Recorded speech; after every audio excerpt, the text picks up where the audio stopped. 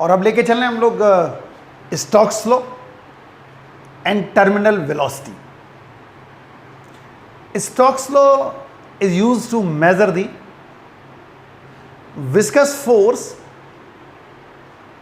when spherical body is in motion or when spherical body is in viscous medium in motion। इस तरह देखें, the spherical body, it is moves in a viscous region with velocity v, r is the radius and eta is the coefficient of viscosity of the medium. One viscous force acting on the spherical body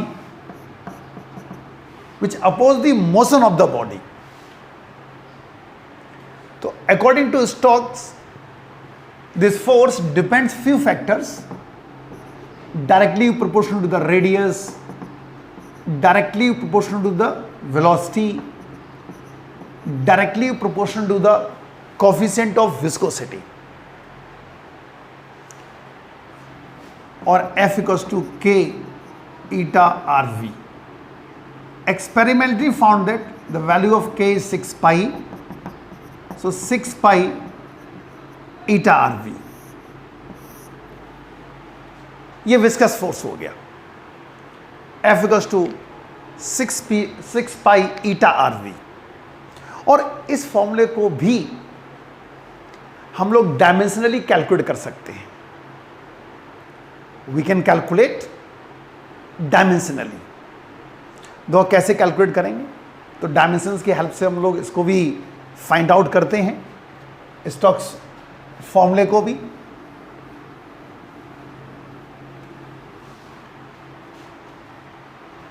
तो force depends radius power A, velocity power B, on coefficient of viscosity power C, and F equals to K R power A, V power B, eta power C. Write down the dimensions on both sides. Force है, आपको पता है, mlt minus 2, radius है L हो जाएगी, velocity है तो LT minus 1, और कोफिशिएंट ऑफ विस्कोसिटी का आपको पता है ML minus 1 T minus 1।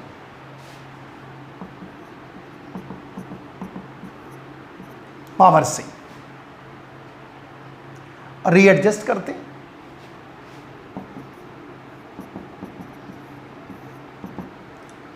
L power A हो जाएगा प्लस बी हो जाएगा माइनस सी हो जाएगा, क्योंकि एल पावर ए है, एल पावर बी और एल पावर माइनस सी। एम पे पावर सी हो गया और टी पे पावर हो गया माइनस बी माइनस सी। और अब इक्वेट करते हैं, सी इक्वल्स टू 1 हो गया, एम पावर सी और यहां पावर 1 है, माइनस बी माइनस सी माइनस 2 है तो b प्लस सी 2 हो गया, a प्लस बी माइनस सी 1 हो गया, तो c तो आ ही गया, एक तो आ गया। अब c की वैल्यू अगर हम यहां लगा दें तो b भी हमें मिल गया, दैट इज 1। c आ चुका है, b आ चुका है, अब हमें निकालना है a।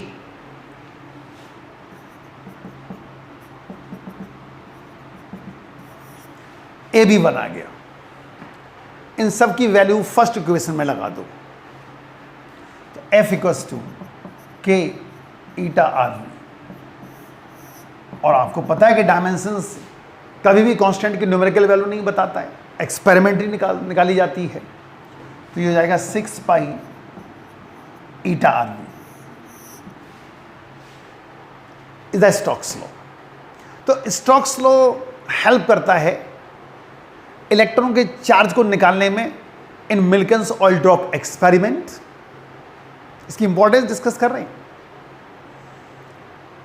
स्टोक्स लॉ हेल्प करता है in formation of the clouds. Stokes law बताता है velocity of the man when it use parachute, जब पैरासूट से नीचे आता बंदा, वहाँ ये इसका हेल्प करता है विस्कस फोर्स। तो कई बातों को ये बताता है, ये इसकी इंपॉर्टेंस हो गई स्टोक्स लॉ की, ठीक। और अब लेके चल रहे हैं हम लोग टर्मिनल वेलोसिटी। टर्मिनल वेलोसिटी जानो उसको।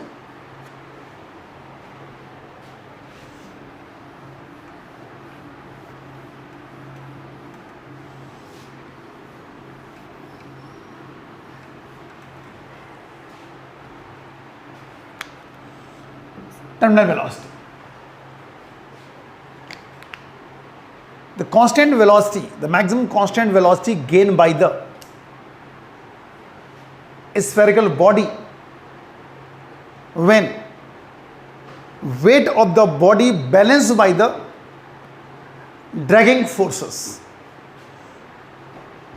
The maximum constant velocity gained by the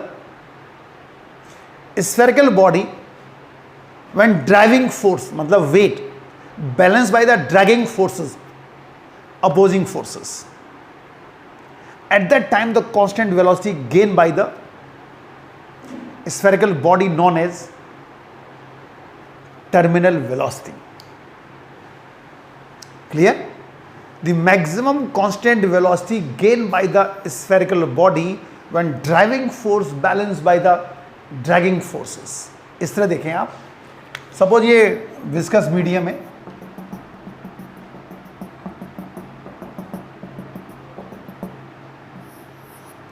और ये एक स्फेरिकल बॉडी है।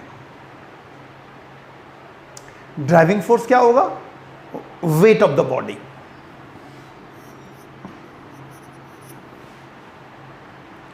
ठीक। और ड्रैगिंग फोर्सेस क्या क्या होंगी? एक तो विस्कस फोर्स हो गया और एक अपथ्रस्ट हो गया। Suppose R is the radius of this spherical body.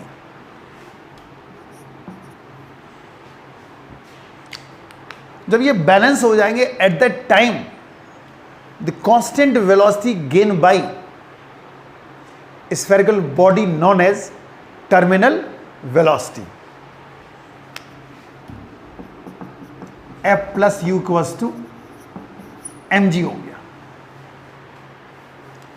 F plus u equals to mg। Suppose rho is the density of medium, means viscous medium. Clear?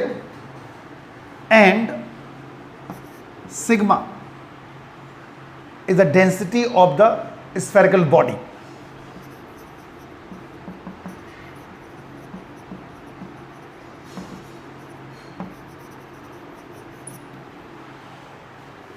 Okay, ये वैल्यूज हो गई। अब जरा देखो, आपको पता है कि F विस्कस फोर्स है, स्टोक्स फोर्स है। जो अभी ड्राइव किया था हम लोगों ने, क्या था वो? 6 पाई ईटा आर वी।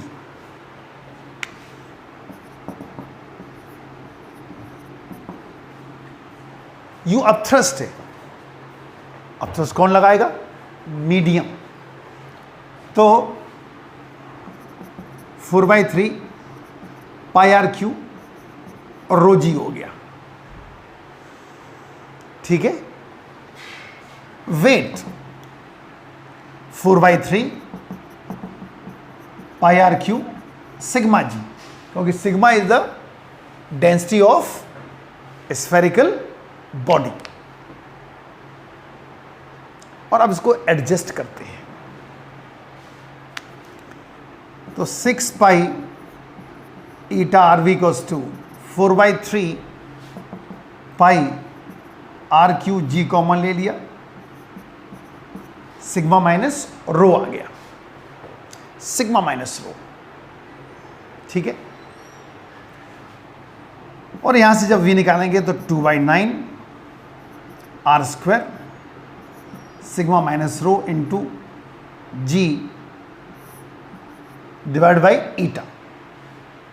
देखें आप, v निकालेंगे, ईटा नीचे आ गया, आर क्यूब था तो आर स्क्वायर हो गया, सिग्मा माइनस रो तो है ही, जी हो गया, और ये एक फॉर्मूला बन गया। The maximum constant velocity gain by the spherical body when driving force balanced by the dragging forces. अगर सिग्मा रो से बड़ा है तो ये कांस्टेंट वेलोसिटी से नीचे आएगी, और अगर रो सिग्मा से बड़ा है तो कांस्टेंट वेलोसिटी से ऊपर जाएगी। ठीक है, और ये दोनों अगर बराबर हैं तो वेलोसिटी 0 हो जाएगी। That is terminal velocity. जो रेन ड्रॉप्स आती हैं ना, वो टर्मिनल वेलोसिटी से ही आया करती हैं। आपने देखा होगा कि जो बड़ी ड्रॉपलेट्स होती ना, उनकी स्पीड ज़्यादा होती है, और छोटी छोटी ड्रॉपलेट्स होती हैं उनकी स्पीड कम हुआ करती है। क्यों? उसका रीज़न है कि velocity directly proportional to square of the radius. अगर बड़ी ड्रॉप होंगी, उनका रेडियस ज़्यादा होगा, तो उनकी वेलोसिटी भी ज़्यादा होगी। स्मॉल ड्रॉपलेट्स हैं, रेडियस कम होगी तो वेलोसिटी भी कम होगी। इसीलिए छोटी छोटी ड्रॉपलेट जब गिरती हैं, लोग निकलते रहते हैं। जब हैवी रेन हो रही होती है, बड़ी बड़ी ड्रॉपलेट्स गिरती हैं, कोई नहीं निकलता बाहर। क्यों? वो बहुत तगड़ी हिट करेंगी आपको, उनकी स्पीड ज़्यादा होगी, उनकी टर्मिनल वेलोसिटी ज़्यादा होगी, because terminal velocity is directly proportional to square of the radius. That the reason. समझ गए? और अब लेके चलते हैं इसके ऊपर numericals.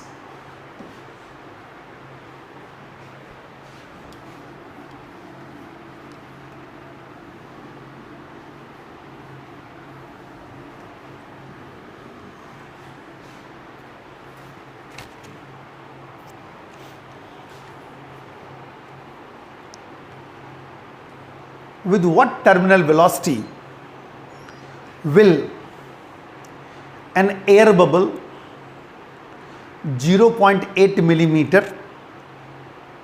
in diameter rise in a liquid of viscosity 0.15 Newton second per meter square and specific gravity 0.9. Specific gravity of air is given. It is a 0.001293. What is the terminal velocity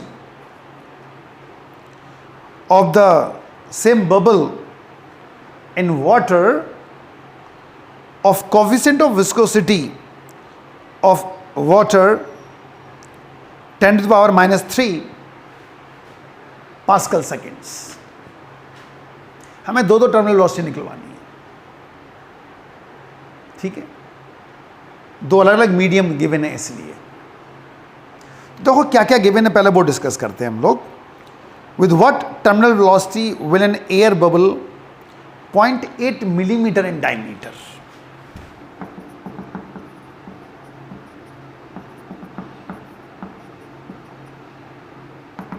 मिल जाएगा 4 10 to the power minus 4 metre. And coefficient of viscosity इस liquid की दी हुई है 0.15 pascal seconds. Specific gravity 0.9 दी हुई, तो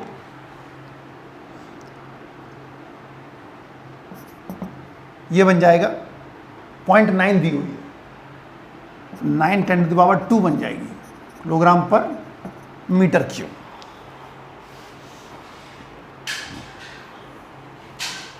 ठीक, लिक्विड की डेंसिटी दी हुई है और टर्मिनल वेलोसिटी निकलवा रहे हैं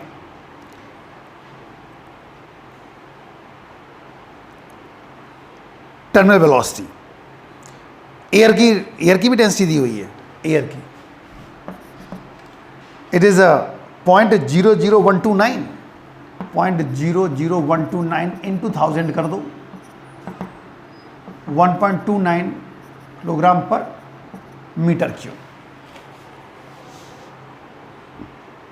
क्लियर? और अब फॉर्मूला लगा दो।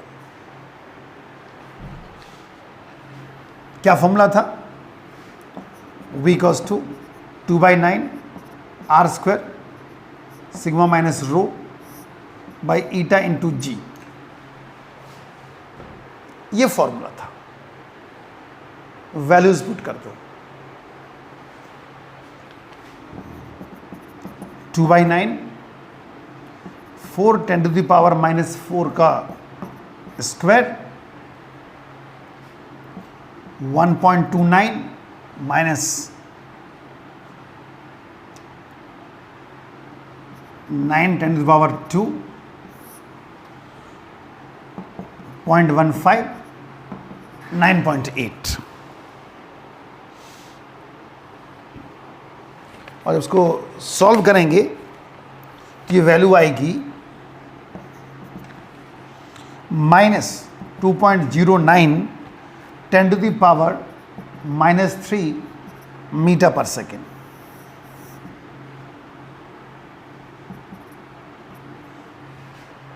क्योंकि इसकी डेंसिटी कम है एयर बबल की, तभी आपने देखे होंगे एक्वेरियम में एयर बबल्स ऊपर आया करते हैं, क्योंकि एयर बबल की जो डेंसिटी है लिक्विड से कम होती है, तो इसलिए वो टर्मिनल वेलोसिटी से ऊपर आएंगे। ठीक है। अब दूसरा केस है इसी में। अब हमें इसी एयर बबल की निकलवाने हैं वाटर में।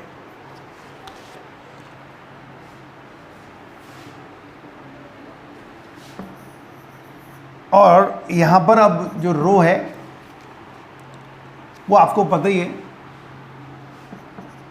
1000 किलोग्राम पर मीटर क्यूब। तो देखें क्या आता है।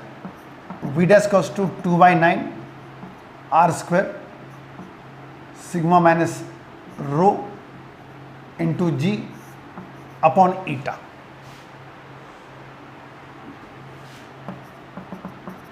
टू बाई 9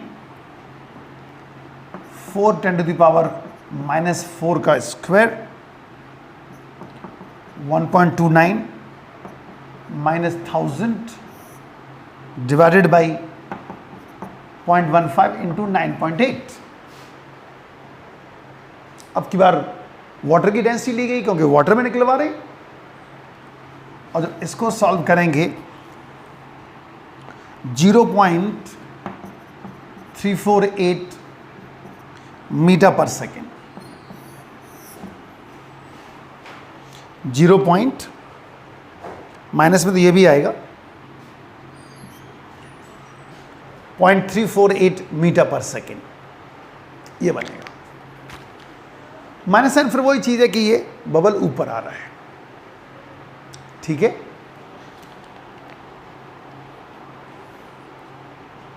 एक और न्यूमेरिकल लेके चलते हैं।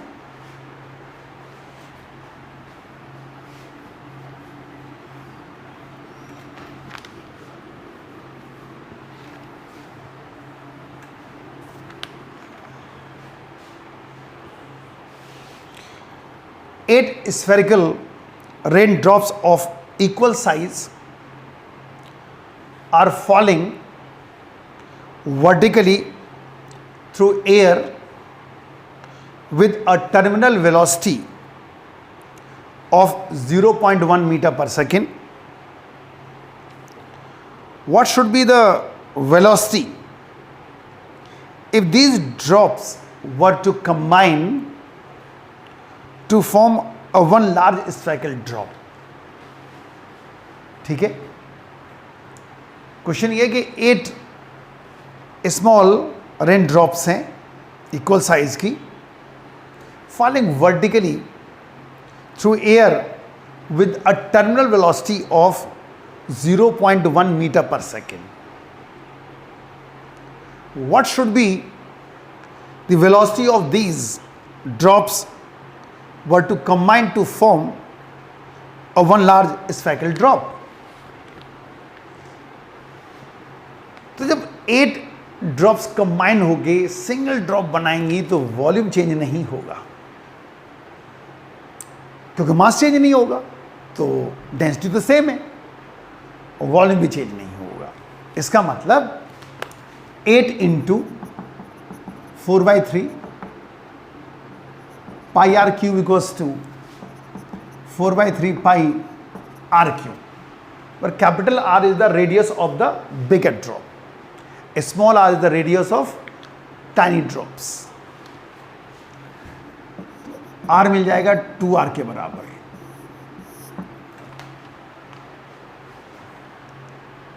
और टर्मिनल वेलोसिटी का फॉर्मूला आपको पता है, 2/9 r square sigma minus rho upon eta into g. ये और ये चीज़ें तो सेम ही रहनी है, ना मीडियम चेंज हो रहा है ना ड्रॉप चेंज हो रही है, ड्रॉप का केवल साइज चेंज हो रहा है बस, ना जी चेंज हो रहा है।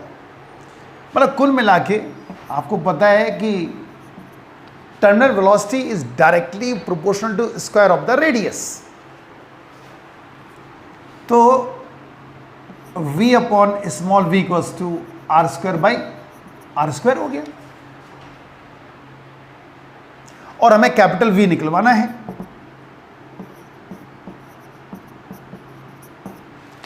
ये फॉर्मूला बन गया।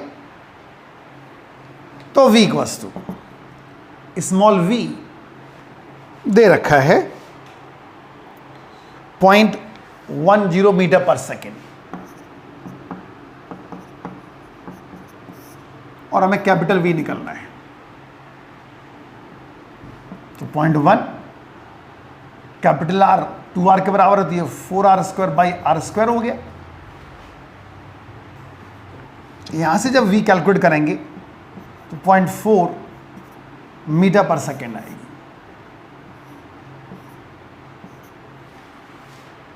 तो अब देखो कि जैसे हमने आपको बताया था कि जब हैवी रेन हुआ करती है, जो ड्रॉपलेट्स बड़ी होती हैं तो उनकी स्पीड ज़्यादा हुआ करती है।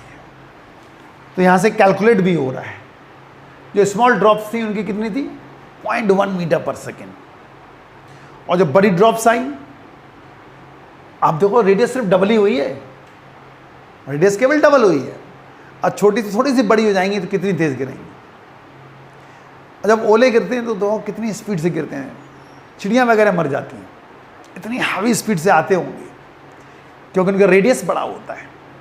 आते वो भी टर्मिनल वेलोसिटी से ही हैं, लेकिन उनका रेडियस ड्रॉप के साइज में काफ़ी बड़ा होता है, तो वेलोसिटी बहुत ज़्यादा होती है और स्पीड से आ रहे हिट करेंगे तो दिक्कत हो जाती है।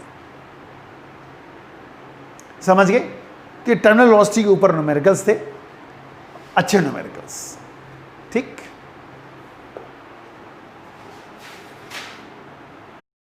Now discuss about the variation of viscosity with temperature. Temperature के साथ विस्कोसिटी कैसे चेंज हुआ करती है ये डिस्कस करते हैं।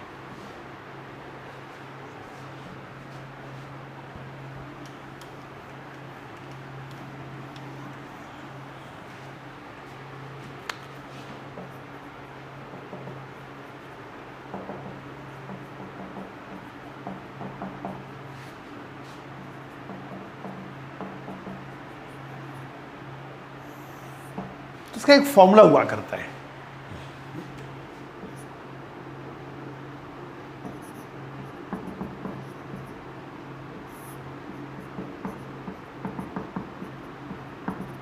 ये फॉर्मूला होता है।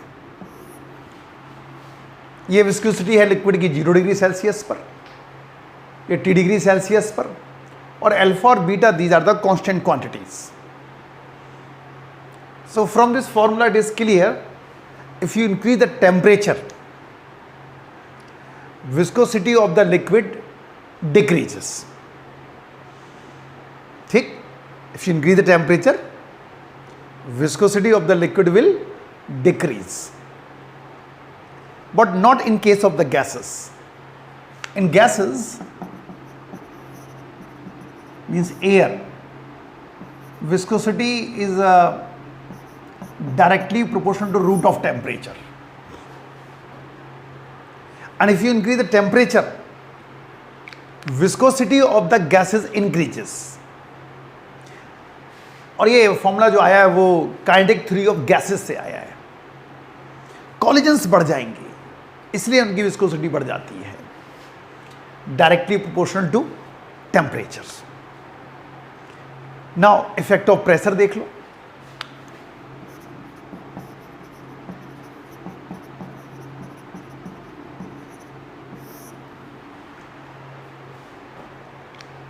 प्रेशर बढ़ाने पर गैसेस पे कोई इफेक्ट नहीं पड़ता। प्रेशर इंक्रीज करने पर there is no effect on the viscosity of the gases, लेकिन लिक्विड में फर्क पड़ जाता है। लिक्विड पर प्रेशर का इफेक्ट पड़ता है, लेकिन गैसेस पे इफेक्ट नहीं पड़ता है। और हम लोग लेके चले practical applications of the viscosity.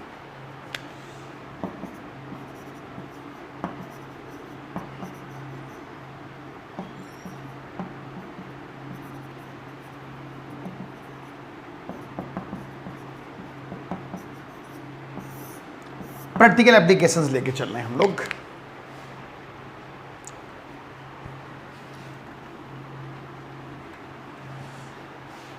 ठीक, तो अभी हमने डिस्कस किया टेम्परेचर बढ़ाएंगे तो कोएफिशिएंट ऑफ विस्कोसिटी या viscosity of the liquid decreases, लेकिन गैसेस में फॉर्मूला दूसरा लगता है।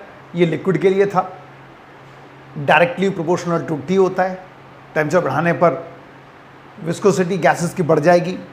और प्रेशर की बात करें तो गैसेस पर कोई फर्क नहीं पड़ता, लेकिन लिक्विड में फर्क पड़ता है। लिक्विड की विस्कोसिटी बढ़ जाती है, लेकिन वाटर की डिक्रीज हो जाती है।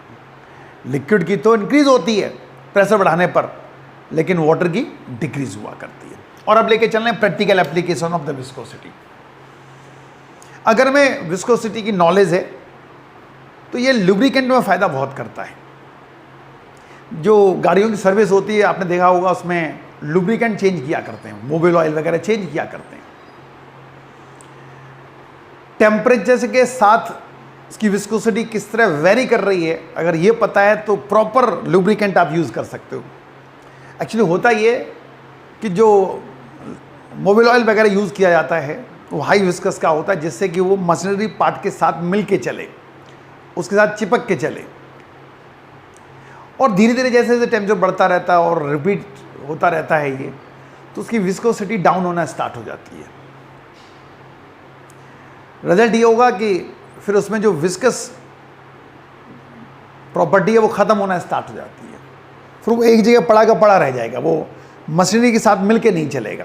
आप देखो ना सर्वो वगैरह के टेलीविज़न पे जो एड्स वगैरह आती हैं, उसमें देखा होगा कि वो मोबिल ऑयल जो है वो मशीनरी पार्ट यूँ घूम रही है तो उसके साथ ही घूम रहा होता है। और जब विस्कोसिटी कम हो जाएगी तो मशीनरी पार्ट तो घूमते रहेंगे, लेकिन वो उसके साथ नहीं चलेगा, तो फ्रिक्शन प्रोड्यूस होगा और अल्टीमेटली माइलेज वगैरह कम हो जाता है। तो अगर आपको नॉलेज है टेम्परेचर के साथ वेलोसिटी विस्कोसिटी कैसे चेंज हो रही है, आप प्रॉपर लुब्रिकेंट यूज़ कर सकते हैं। Second, it is use in railway system, high shock absorb करने के लिए या बफर की तरह यूज़ करते हैं high viscous liquid, shock absorber भी बोलते हैं इनको। ऐसे ही कुछ इंस्ट्रूमेंट होते हैं जिनमें डैम्पिंग लानी है, हमें डैम्पिंग लानी है, स्लो डाउन करना है, तो भी हम विस्कोसिटी यूज़ करते हैं। विस्कोसिटी की हेल्प से ही मिल्कन्स ऑयल ड्रॉप एक्सपेरिमेंट में इलेक्ट्रॉनिक चार्ज निकाला गया है, चार्ज ऑफ इलेक्ट्रॉन निकाला गया है। ठीक है, तो ये कुछ एक प्रैक्टिकल एप्लीकेशंस हो गई विस्कोसिटी की। ओके।